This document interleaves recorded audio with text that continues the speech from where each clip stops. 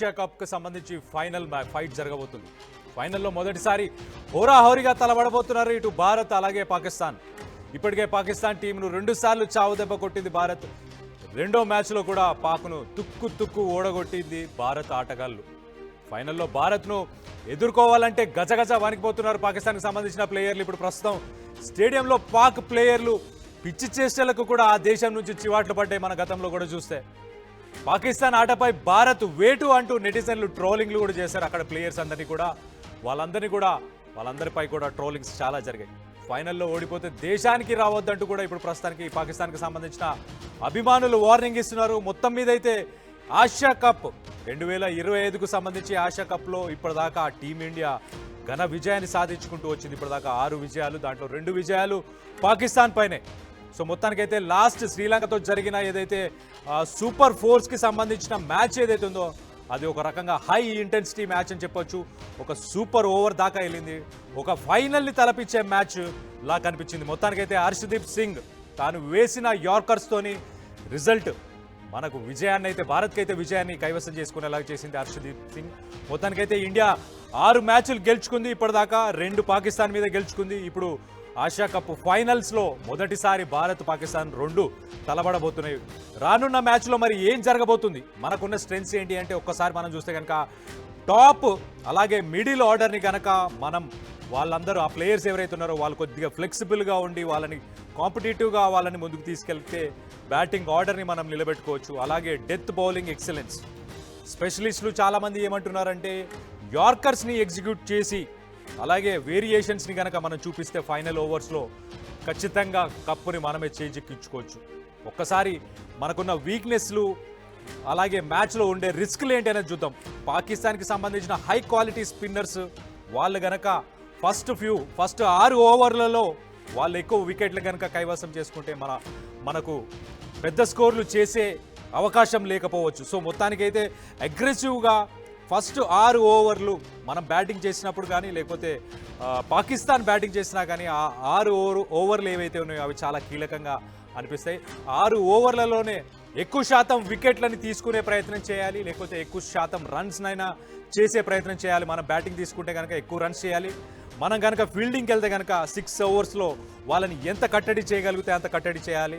అలాగే మిడిల్ ఓవర్స్కి సంబంధించిన కంట్రోల్ చూస్తే రొటేట్ చేయాలి, స్ట్రైక్స్ని రొటేట్ చేసుకుంటూ బౌండరీస్ ఎక్కువ టార్గెట్ చేస్తూ కనుక ముందుకెళ్తే కనుక ఆ 6 ఓవర్స్ తర్వాత మిగతా 6 ఓవర్లని కనుక మనం ఫోకస్ చేస్తే ఎక్కువ స్కోర్స్ చేసే అవకాశం ఖచ్చితంగా ఉంది. సో మొత్తం మీద అయితే ఒక రకంగా ఉత్కంఠం నెలకొంది. పాకిస్తాన్కి సంబంధించిన ప్లేయర్లందరినీ పాకిస్తాన్కి సంబంధించిన ప్రజలందరూ ట్రాల్ చేస్తున్నారు ఆల్రెడీ. ఆసియా కప్లో ఇండియాతో ఓడిపోతే కనుక ఖచ్చితంగా మీరు వెనుకకు రావాల్సిన అవసరం లేదు, ఎవరు వెనుకకి రాకండి అని చెప్పేసి వాళ్ళు ఇప్పటికే వార్నింగ్స్ ఇస్తున్నారు. గతంలో కూడా మనం చూసాం ఫైనల్ మ్యాచెస్ చాలాసార్లు పాకిస్తాన్ ఇండియాతోనూ ఆడినప్పుడు ఓడిపోతే వాళ్ళ ఎయిర్పోర్ట్లోనే వాళ్ళకి చెప్పులతో స్వాగతం చేశారు. పాకిస్తాన్ ప్లేయర్స్ని రానివ్వలేదు. వాళ్ళపై విమర్శలు, వాళ్ళపై రాళ్ళ వర్షం కూడా కురిపించారు పాకిస్తాన్కి సంబంధించిన ప్రజలు. ఒక పక్కన టీమిండియాకి సంబంధించిన ప్లేయర్స్ గురించి మనం చూస్తే కనుక హార్దిక్ పాండ్యా అలాగే అభిషేక్ శర్మ వీళ్ళిద్దరూ శ్రీలంకకు సంబంధించి బ్యాటింగ్ ఇన్నింగ్స్ నడుస్తున్న సమయంలోనే వీళ్ళని రీప్లేస్ చేయాల్సి వచ్చింది. వీళ్ళకి మజిల్ క్రాంప్స్, కొన్ని మజిల్ క్రాంప్స్ రావడంతో వీళ్ళని మ్యాచ్లోంచి బయటికి తీసుకొచ్చారు. సో మొత్తానికైతే బౌలింగ్కి కోచ్ మార్నే మార్కెల్ చాలా క్లియర్గా ఏం చెప్తున్నాడు అంటే India's bowling coach Morne Morkel has shared health updates. ఆయన హెల్త్ అప్డేట్స్ని కూడా షేర్ చేశారు. పాకిస్తాన్పై రేపు ఉండబోయే మ్యాచ్కి సంబంధించి ఆయన మాట్లాడడం కూడా జరిగింది. ఒక పక్కన వాళ్ళకి కొంచెం మజిల్ క్రాంప్స్ ఉన్నా కూడా వాళ్ళకి ప్రస్తుతానికి రెస్ట్ ఇస్తే ఆ టైంకి వాళ్ళు రికవర్ అయ్యే ఛాన్సెస్ ఉన్నాయి. So Hardik Pandya could not bowl after the first over due to cramps. First over తర్వాత హార్దిక్ పాండ్యా శ్రీలంకకు సంబంధించిన మ్యాచ్లో బౌలింగ్ చేయలేకపోవడంతో ఆయన టెంపరీగా ఫీల్డ్ నుంచి బయటకు పంపించాం. కానీ ప్రస్తుతానికి వాళ్ళిద్దరికి రెగ్యులర్గా మసాజెస్ చేస్తూ వాళ్ళందరికీ రెస్ట్ను కూడా ఇస్తున్నాము. సో రేపు జరగబోయే మ్యాచ్లో ఖచ్చితంగా వాళ్ళు పాల్గొంటారు అండ్ సక్సెస్ఫుల్గా వాళ్ళు అందరూ వాళ్ళ టీంలో ఉన్న ప్లేయర్స్ అందరూ కూడా ఆ ఎనర్జీని ఎగ్జిబిట్ చేసే అవకాశం ఖచ్చితంగా ఉంది. ఇంకొకటి హర్షదీప్ సింగ్ అలాగే హర్షిత్ రాణా వీళ్ళిద్దరు 3 ఓవర్లలో అంటే first 4 overs and 3 overs first 7 ఓవర్స్లో శ్రీలంకకు సంబంధించిన బ్యాట్స్మెన్ 90 రన్లు చేశారు. సో ఈ ఫస్ట్ క్రూషల్ ఈ 6 ఓవర్స్ కానీ 7 ఓవర్స్ ఏవైతే స్టార్టింగ్ ఫస్ట్ 6-7 ఓవర్స్ ఉన్నాయో ఆ ఓవర్స్లో ఎక్కువ వికెట్స్ని రేపు తీసుకునే ప్రయత్నం చేస్తే కనుక ఖచ్చితంగా ఆ విజయం మన కైవసం అవ్వబోతుందని చెప్పేసి మార్కెల్ కూడా చెప్పుకొచ్చాడు. మొత్తానికైతే సూర్యకుమార్ యాదవ్ కూడా ఒక స్టేట్మెంట్ ఇచ్చారు. It felt like a final and boys showed a lot of character after the first half in the second innings. శ్రీలంకకు సంబంధించిన మ్యాచ్ గురించి ఆయన చెప్తున్నాడు. చాలా క్లియర్గా ఏమని చెప్తున్నాడంటే ఒక ఫైనల్ మ్యాచ్ని తలపించింది. ప్లేయర్స్ అందరూ కూడా చాలా క్యారెక్టర్ని వాళ్ళందరూ షో చేశారు. వాళ్ళందరూ చాలా ఎనర్జెటిక్గా ఉన్నారు. సెకండ్ హాఫ్లో వాళ్ళందరూ కూడా చాలా ఎనర్జెటిక్గా ఉన్నారు. అండ్ బ్యాటింగ్ చేసే టైంకి సంజు అలాగే తిలక్ వీళ్ళిద్దరి టెంపోని చూస్తే ముచ్చటేసింది నాకు. అలాగే సంజు ఓపెనింగ్ బ్యాట్స్మెన్ కాకపోయినా రెస్పాన్సిబిలిటీ తీసుకున్నాడు, బాగా చేశాడు. తిలక్ కూడా చాలా కాన్ఫిడెన్స్ని కూడా ఎగ్జిబిట్ చేస్తున్నారు. వీళ్ళిద్దరిని చూడడంలో చాలా ముచ్చటేసింది, చాలా ఆనందం వేసిందని చెప్పి సూర్యకుమార్ యాదవ్ కూడా చెప్పుకొచ్చినట్టు తెలుస్తుంది. మొత్తానికైతే అభిషేక్ శర్మ మరి ఆయన ఈ రికవర్ అవుతున్నాడా, హార్దిక్ పాండ్యా అలాగే అభిషేక్ శర్మ ఈ మజిల్ క్రాంప్స్ నుంచి రికవర్ అవుతున్నారు.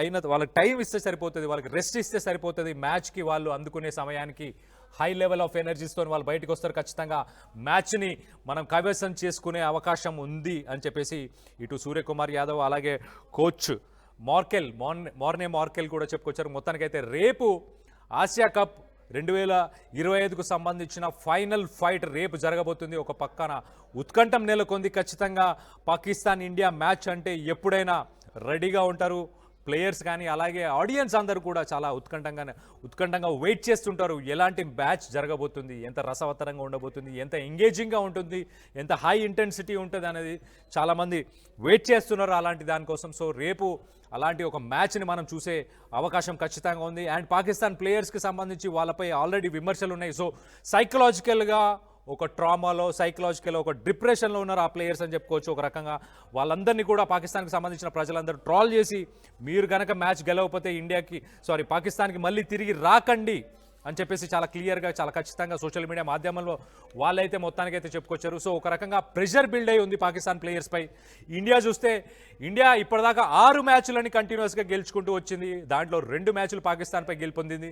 సో ఇప్పటికే పాకిస్తాన్ టీంని 2 సార్లు దాదాపు చావు దెబ్బ కొట్టినట్టు భారత్ ఒక రకంగా చెప్పాలంటే 2 మ్యాచ్ల్లో కూడా పాకిస్తాన్ని భారత్ తుక్కుగా ఓడగొట్టింది. ప్రస్తుతానికి ఈ ఫైనల్లో మాత్రం భారత్ మరి ఎదుర్కోవాలంటే గజగజ వణికిపోతున్నారు పాకిస్తాన్కి సంబంధించిన ప్లేయర్లు. స్టేడియంలో పాక్ ప్లేయర్లని పిచ్చి చేష్టలకు కూడా ఆ దేశం నుంచి చివాట్లు వస్తున్నాయి. సో దుబాయ్లో జరుగుతున్న దుబాయ్ ఇంటర్నేషనల్ క్రికెట్ స్టేడియంలో రేపు ఈ మ్యాచ్ జరగబోతుంది. మరి అక్కడికి అన్ని దేశాల నుంచి ప్రజలు, అన్ని దేశాల నుంచి స్పోర్ట్స్ రిలేటెడ్ ఫ్యాన్స్ అందరూ కూడా అక్కడికి చేరుకోబోతున్నారు. సో మ్యాచ్ పై ఒక రకంగా ఉత్కంఠం నెలకొంది. ఇంకో పక్కన మన ప్లేయర్స్ చూస్తే మన ప్లేయర్స్ మంచి ఫామ్లో ఉన్నారు. బ్యాటింగ్ ఆర్డర్ కావచ్చు అలాగే బౌలింగ్ ఆర్డర్ కావచ్చు. మనం చూస్తే కనుక ఫస్ట్ 6 to 7 ఓవర్స్ ఏదైతే ఉందో బ్యాటింగ్ చేసినా కానీ బౌలింగ్ చేసినా కానీ అవి చాలా క్రూషియల్ కాబట్టి వాటిపై కొద్దిగా కాన్సన్ట్రేట్ చేస్తే అయిపోతుంది. మ్యాచ్ 1-sided అయిపోతుంది. గతంలో కూడా మనం చూసిన పాకిస్తాన్తో సంబంధించిన మ్యాచ్ల్లో కూడా 1-sided వార్ లాగానే ముందుకు తీసుకెళ్ళింది ఇండియాకి సంబంధించిన టీము. సో సూర్యకుమార్ యాదవ్ గైడెన్స్లో అలాగే మన కోచ్ మార్కెల్ గైడెన్స్లో ఖచ్చితంగా మన ప్లేయర్స్ ప్రదర్శించబోతున్నారు. పెద్ద భారీ ఎత్తున ఈ మ్యాచ్కి సంబంధించి మంచి రిజల్ట్స్ వచ్చే అవకాశం ఉంది. దీనిపై మీరేమనుకుంటున్నారు? ఏ ప్లేయర్స్ ఎక్కువ స్కోర్ చేసే అవకాశం ఉంది? మనం చూసుకుంటే రీసెంట్ టైమ్స్లో గడిచిన వారం 10 రోజుల్లో మనం చూస్తే rankings all over the world అన్ని టీమ్స్కి సంబంధించిన ర్యాంకింగ్స్లో అన్నిట్లో కూడా బౌలింగ్లో కానీ బ్యాటింగ్లో కానీ వన్డే అలాగే T20 అలాగే టెస్ట్ మ్యాచ్కి సంబంధించి అలాగే బౌలింగ్కి కూడా సంబంధించి అన్ని ఫార్మాట్స్లో కూడా ఇండియాకి సంబంధించిన ప్లేయర్లే టాప్ ప్లేస్లో ఉన్నారు. సో మంచి ఫామ్లో ఉన్నారు ప్రస్తుతానికి ఇండియాకి సంబంధించిన టీం ప్లేయర్స్ అందరూ కూడా. సో మీరేమనుకుంటున్నారు? ఇండియా పాకిస్తాన్ మ్యాచ్కి సంబంధించి మీరు ఎలాంటి సన్నాహాలు చేయబోతున్నారు? అండ్ ఏ ప్లేయర్ ఎంత స్కోర్ చేస్తారనేది మీరు కింద కమెంట్ రూపంలో తెలియపరచండి. నేను వాటిని చదివి వినిపించే ప్రయత్నం కూడా చేస్తాను. సో మీ ఫేవరెట్ ప్లేయర్స్ ఎవరు అనేది కూడా కింద మెన్షన్ చేయండి. అండ్ పాకిస్తాన్ని ఏ స్కోర్లో వాళ్ళని కుదించితే బాగుంటుంది, ఎంత స్కోర్లో వాళ్ళని లిమిట్ చేస్తే బాగుంటుంది అనేది కూడా కింద కామెంట్ రూపంలో తెలియపరచండి.